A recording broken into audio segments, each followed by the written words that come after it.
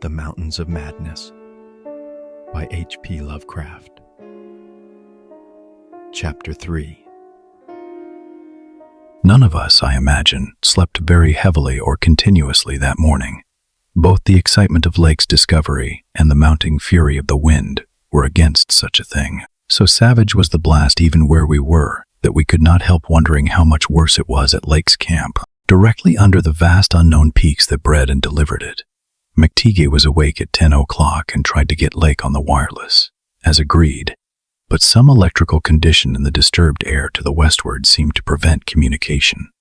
We did, however, get the Arkham, and Douglas told me that he had likewise been vainly trying to reach Lake.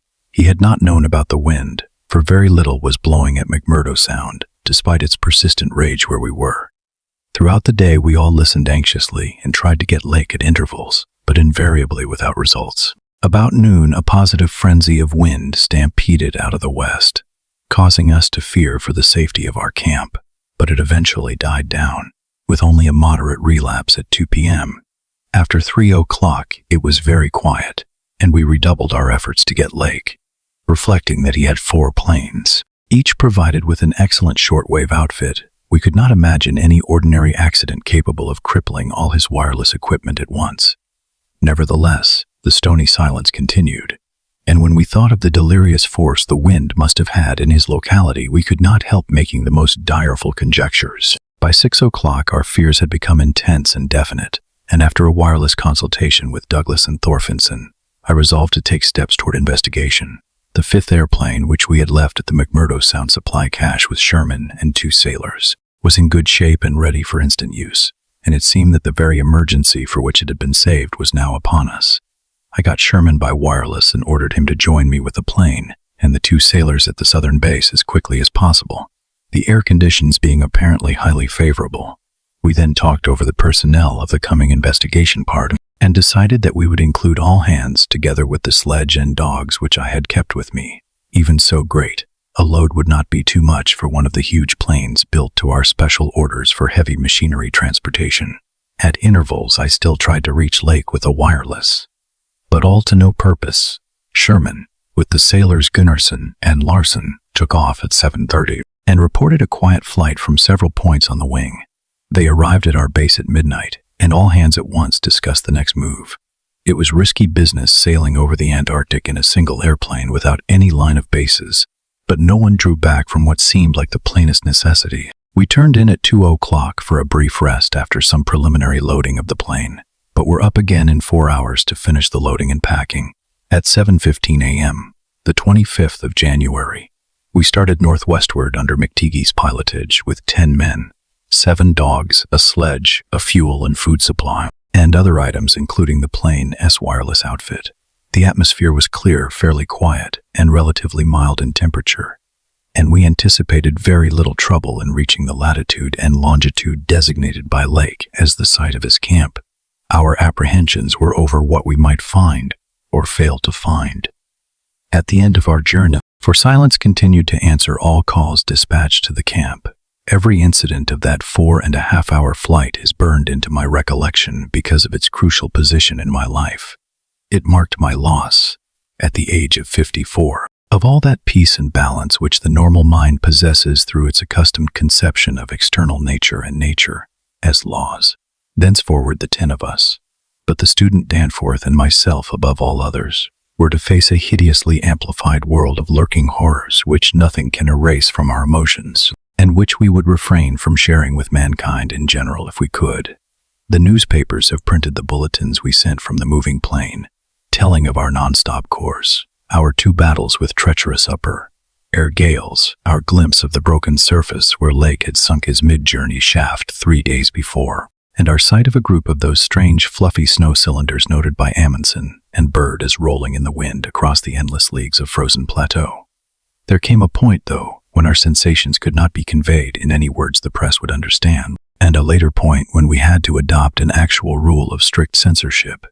The sailor Larson was first to spy the jagged line of witch-like cones and pinnacles ahead, and his shouts sent everyone to the windows of the great cabined plane.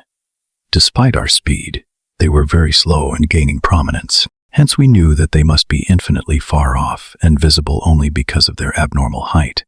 Little by little, however, they rose grimly into the western sky, allowing us to distinguish various bare, bleak, blackish summits, and to catch the curious sense of fantasy which they inspired as seen in the reddish Antarctic light against the provocative background of iridescent ice dust clouds. In the whole spectacle there was a persistent, pervasive hint of stupendous secrecy and potential revelation. It was as if these stark, nightmare spires marked the pylons of a frightful gateway into forbidden spheres of dream and complex gulfs of remote time, space, and ultradimensionality. I could not help feeling that they were evil things, mountains of madness whose farther slopes looked out over some accursed ultimate abyss. That seething, half-luminous cloud background held ineffable suggestions of a vague ethereal beyondness far more than terrestrially spatial, and gave appalling reminders of the utter remoteness, separateness, desolation, and eon-long death of this untrodden and unfathomed austral world. It was young Danforth who drew our notice to the curious regularities of the higher mountain skyline, regularities like clinging fragments of perfect cubes, which Lake had mentioned in his messages, and which indeed justified his comparison with the dreamlike suggestions of primordial temple ruins on cloudy Asian mountaintops so subtly and strangely painted by Rurik. There was indeed something hauntingly Rurik-like about this whole unearthly continent of mountainous mystery. I had felt it in October when we first caught sight of Victoria Land, and I felt it afresh now. I felt, too, another wave of uneasy consciousness of Archa and mythical resemblances, of how disturbingly this lethal realm corresponded to the evilly famed plateau of Leng in the primal writings. Mythologists have placed Leng in Central Asia, but the racial memory of man, or of his predecessors, is long, and it may well be that certain tales have come down from lands and mountains and temples of horror earlier than Asia, and earlier than any human world we know. A few daring mystics have hinted at a pre-Pleistocene origin for the fragmentary Pnakotic manuscripts, and have suggested that the devotees of Sathagawa were as alien to mankind as Sathagawa itself. Leng, wherever in space or time it might brood, was not a region I would care to be in or near, nor did I relish the proximity of a world that had ever bred such ambiguous and archon monstrosities as those Lake had just mentioned. At the moment I felt sorry that I had ever read the abhorred Necronomicon, or talked so much with that unpleasantly erudite folklorist Wilmarth. At the university, this mood undoubtedly served to aggravate my reaction to the bizarre mirage which burst upon us from the increasingly opalescent zenith as we drew near the mountains and began to make out the cumulative undulations of the foothills. I had seen dozens of polar mirages during the preceding weeks, some of them quite as uncanny and fantastically vivid as the present sample, but this one had a wholly novel and obscure quality of menacing symbolism, and I shuddered as the seething labyrinth of fabulous walls and towers and minarets loomed out of the troubled ice vapors above our heads. The effect was that of a cyclopean city of no architecture known to man or to human imagination, with vast aggregations of night, black masonry embodying monstrous perversions of geometrical laws.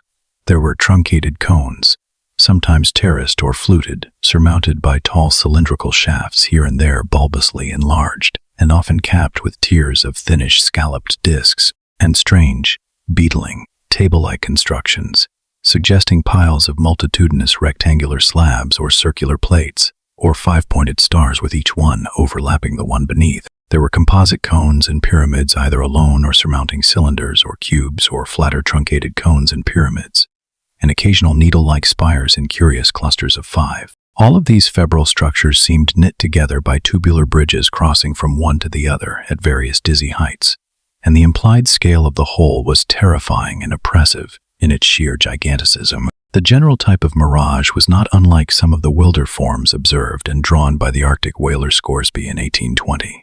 But at this time and place, with those dark, unknown mountain peaks soaring stupendously ahead, that anomalous elder-world discovery in our minds, and the pall of probable disaster enveloping the greater part of our expedition, we all seemed to find in it a taint of latent malignity and infinitely evil portent.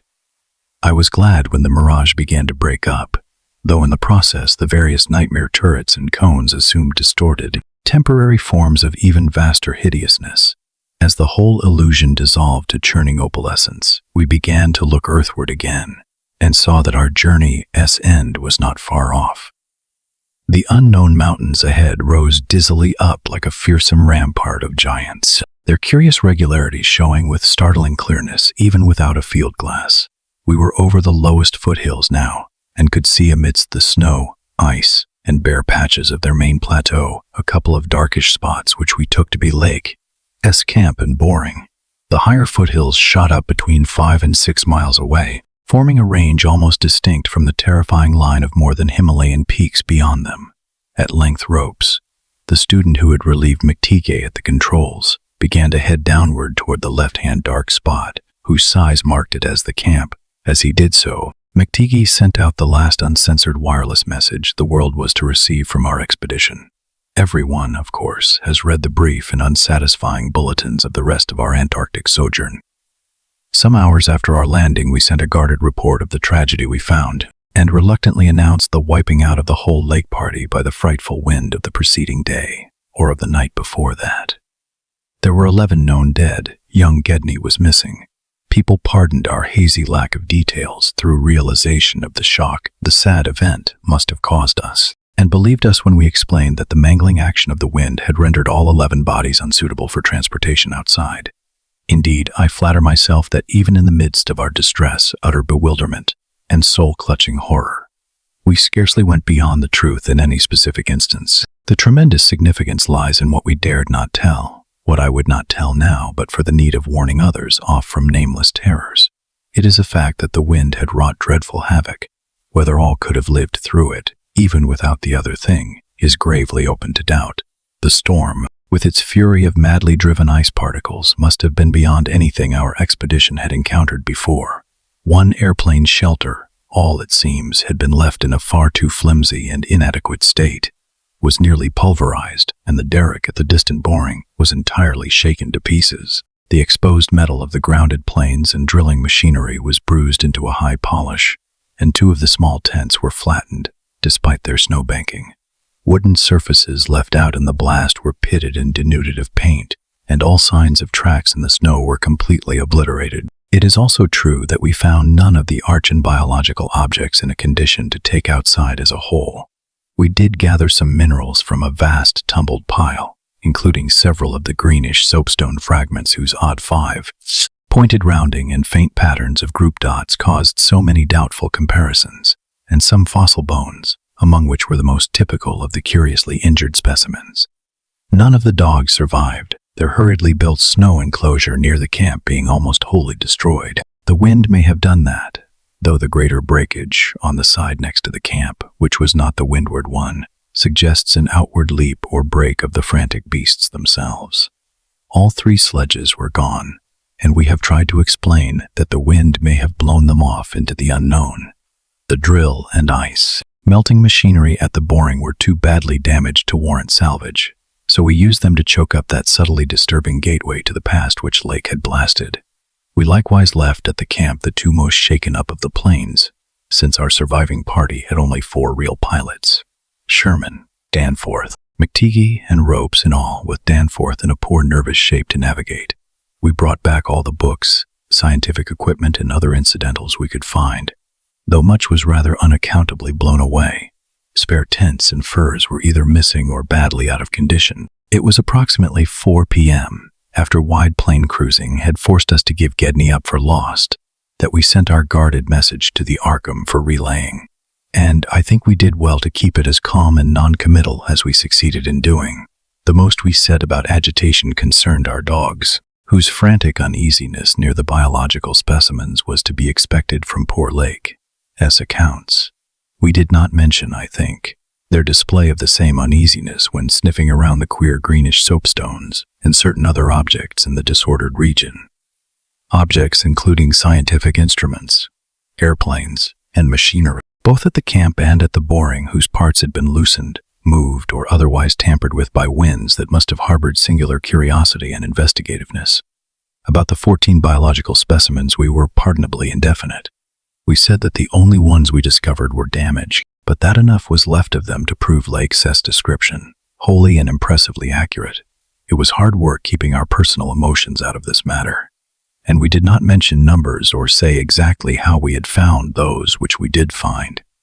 We had by that time agreed not to transmit anything suggesting madness on the part of Lake's men, and it surely looked like madness to find 6 imperfect monstrosities carefully buried upright in 9-foot snow graves under 5-pointed mounds, punched over with groups of dots in patterns, exactly like those on the queer greenish soapstones dug up from Mesozoic or Tertiary times. The 8 perfect specimens mentioned by Lake seemed to have been completely blown away.